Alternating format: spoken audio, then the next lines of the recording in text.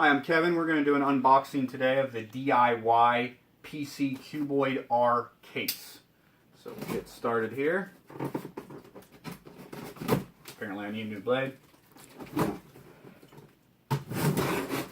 Okay, there we go.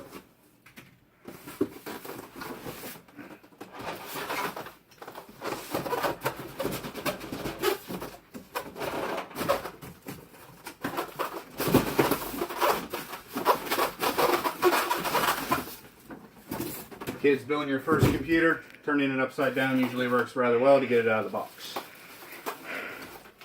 Now, once I get all the packing material off of this case, the first thing you might notice that makes it a little bit different compared to most cases today is it has a window on this side and a window on this side, which is going to make cable management and things, I'm sure, a little bit more tricky than what I know I'm used to, because like most people, the side you see looks great, but the back side where there's no window is usually kind of messy in my cases.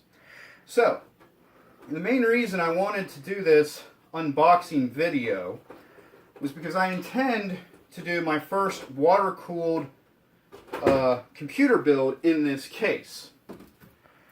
Now, I know optical drives are kind of outdated and not a lot of people use them anymore, but I like to have them in my computer just for the simple fact that sometimes I'll be playing on my computer and I'll get an urge to watch a movie, and it's a lot simpler if the drive's already in there than having to hook up an external drive and find the movie I want to watch, so on and so forth. So the main reason I wanted to do this unboxing is because the websites and manual and everything for this case says it can hold a 240 millimeter rad up here on the top, which clearly you can see a 120 millimeter, 120 millimeter fan, 240 millimeter rad.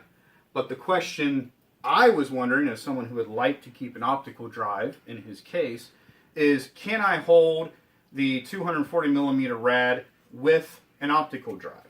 So what I'm going to do, as soon as I figure out how to do so, apparently you have to pull the front off. Oh, look at that. The whole top comes off too. That's nice. So what I'll do then, instead of pulling the front off, I'll just pull out this, snap out that piece of metal. I've got a spare optical drive that I like to keep laying around. I'm going to stick that in there as if it was in the computer, and then I'm going to take a measurement from where the fans would mount to the top of this to see, typically, at least the radiator I've been looking at is about 30 millimeter. Your standard case fan is 25 millimeters thick. So figure 60 millimeters to give yourself some good clearance, which is about 2.5 to 3 inches. And I have got, yeah, about 2.25. So I'm going to have to make a decision here as to whether or not I really want a 240 millimeter rad here at the top or keep my optical bay. Of course, in the essence of cooling, it would be best to have a 240 millimeter radiator. Now, before I end the video real quick, let's go over some other things on the case. As you can see from the back, with it having 4 expansion slots, it's good for mini ITX as well as mini ATX boards.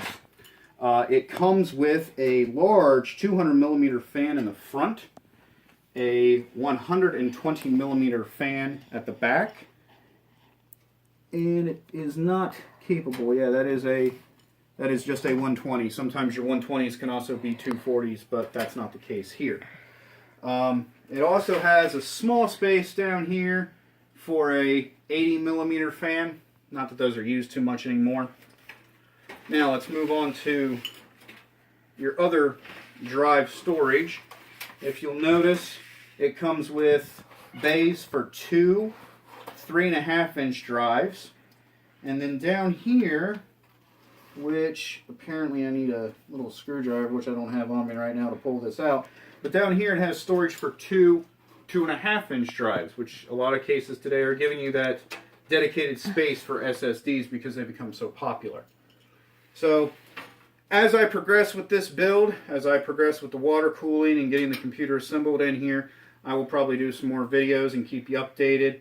At least definitely do one when it's all done. But as you can see, I think this is going to be a neat little case to try and do a water cooling project in. So, till next time.